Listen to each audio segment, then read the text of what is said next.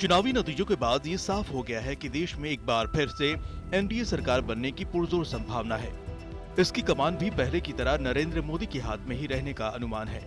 लेकिन इस सरकार को बड़े फैसले के लिए नीतीश कुमार की जनता दल यूनाइटेड और चंद्रबाबू नायडू की तेलुगु देशम पार्टी के भरोसे रहना होगा। यानी किसी भी बड़े आर्थिक सुधार के लिए भाजपा को गठबंधन दलों के फैसले पर ही निर्भर रहना होगा। हालांकि आर्थिक जानकारों का मानना है कि बीते 10 वर्षों के दौरान एनडीए सरकार ने जो आर्थिक नीतियां अपनाई हैं, वो आगे भी जारी रहनी चाहिए। इसी से अगले 3 साल में अर्थव्यवस्था के आकार को $5 ट्रिलियन तक ले जाना मुमकिन हो पाएगा।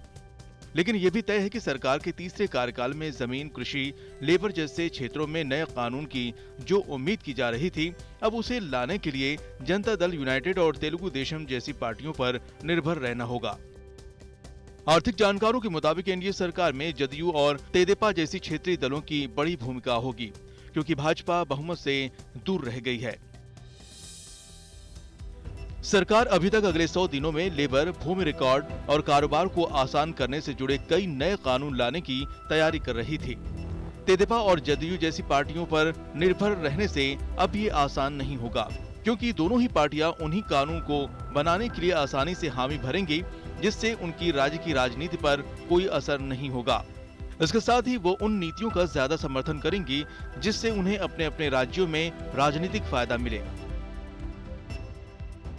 अगली सरकार के लिए अगर बेरोजगारी और महंगाई जैसी बड़ी चुनौतियां सामने खड़ी हैं, तो 8% से ज्यादा विकास दर भी अगली सरकार को मजबूत ग्रोथ का बेस मुहैया कराने का काम करेगी। ऐसे में जानकारों का सुझाव है कि गठबंधन की सरकार में भी इंफ्रास्ट्रक्चर और सामाजिक कल्याण से जुड़ी योजनाओं पर सरकारी खर्च जारी रहना चाहिए। इसी के दम पर 2024-25 में टीडीपी विकास दर 7% रह सकती है। गठबंधन की सरकार में मंत्रालय का बंटवारा भी काफी हद तक सहयोगी दलों के मन मुताबिक तय होगा। इंफ्रास्ट्रक्चर से जुड़े रेल, सड़क जैसे कई महत्वपूर्ण विभाग सहयोगी दलों की झोली में जा सकते हैं। इनका इस्तेमाल वो अपने अपने राज्यों में अपनी पैठ बढ़ाने के लिए कर सकते हैं।